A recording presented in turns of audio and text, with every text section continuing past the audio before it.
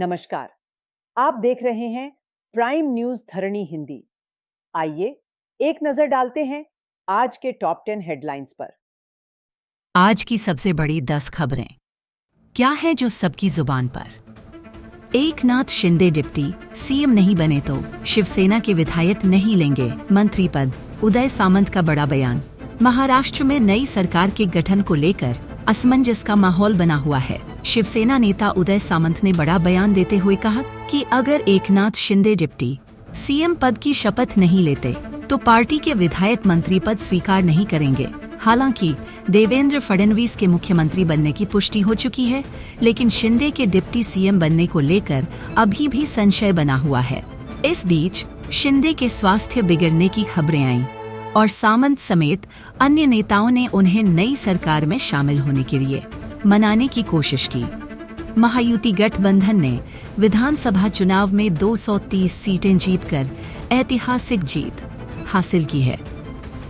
राहुल गांधी पर बीजेपी का बड़ा आरोप। जॉर्ज सोरोस और ओसीआरपी से संबंध देशद्रोही करार। भाजपा ने कांग्रेस नेता राहुल गांधी पर विदेशी ताकतों और ओसीआरपी के साथ मिलीभगत का गंभीर आरोप लगाया है।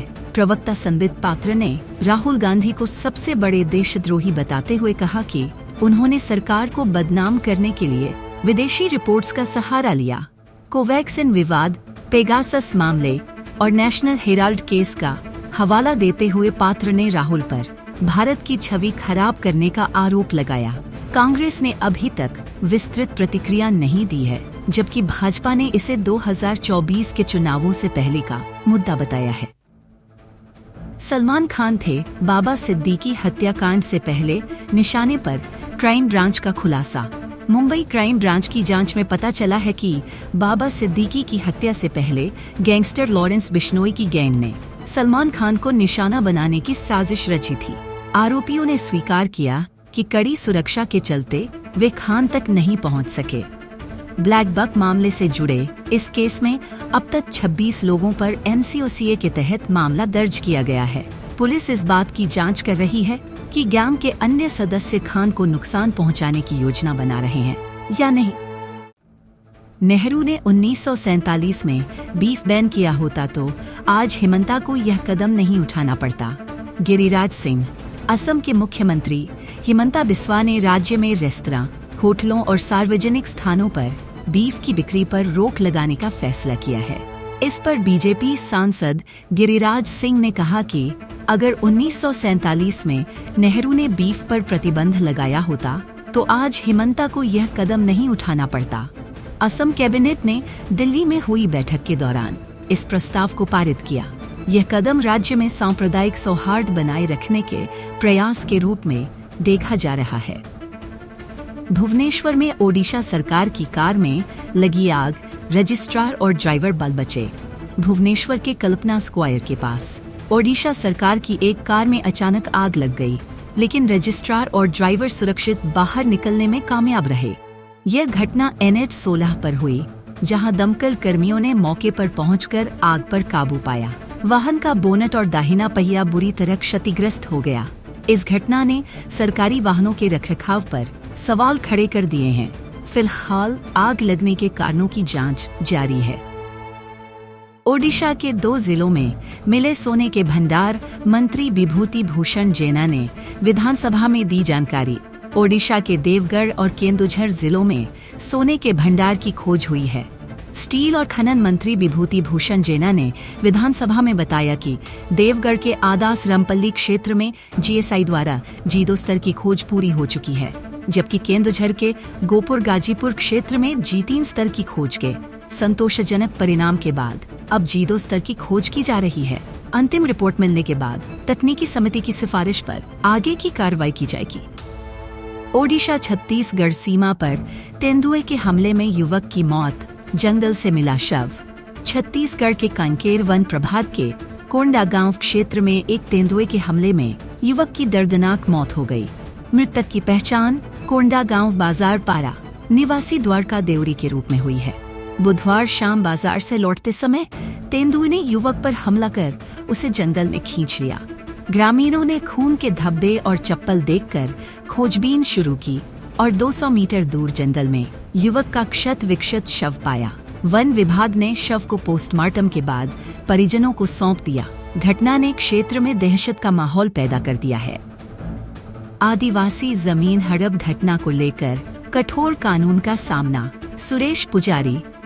राजस्व मंत्री सुरेश पुजारी ने विधानसभा में कहा कि अगर कोई आदिवासी जमीन खरीदे या हड़प करे तो उसे बेआईनी घोषित कर आदिवासियों को जमीन वापस दी जाएगी। इसको नियंत्रित करने के लिए भूमि सुधार कानून मौजूद है। इसके अलावा अगर कोई गैर आदिवासी जमीन खरीदे तो वह जमीन वापस की जाएगी। इस पर 1969 के मामले राजस्व विभाग में विचाराधीन है। नए R&R नीति को लाने के लिए सरकार तैयारी कर रही है, जो आदिवासियों की सुरक्षा और जमीन के अधिकार को मजबूत करेगी।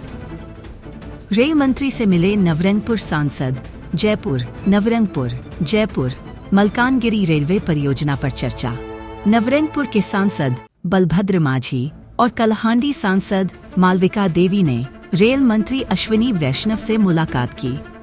उन्होंने जयपुर नवरंगपुर और जयपुर मलकानगिरी रेलवे परियोजना के लिए भूमि अधिग्रहण कार्य को जल्द पूरा करने की मांग। इसके साथ ही भूमि मालिकों को उचित मुआवजा देने की भी बात की। उन्होंने रेलवे मंत्री से इन 2 लाइनों पर काम शीघ्र शुरू करने का अनुरोध किया। इसके अलावा मलकानगिरी भद्राचलम और नवरंगपुर जूनागढ़ रेलवे परियोजनाओं को भी आगे बढ़ाने की चर्चा की गई। रायगढ़ रेलवे मंडल को सक्रिय बनाने जैसे प्रमुख मुद्दों पर भी बातचीत की गई। नई रेलवे मंडल में ओडिशा के हितों को ध्यान में रखने की अपील की गई। मंत्री ने अगले वर्ष 2 नई लाइनों और रायगढ़ मंडल के काम शुरू करने का वादा किया। पुतिन ने की पीएम मोदी की मेक इन इंडिया नीति की तारीफ। भारत में निवेश के लिए जताई रुचि। रूसी राष्ट्रपति व्लादिमीर पुतिन ने मेक इन इंडिया पहल और प्रधानमंत्री नरेंद्र मोदी की इंडिया फर्स्ट नीति की सराहना की।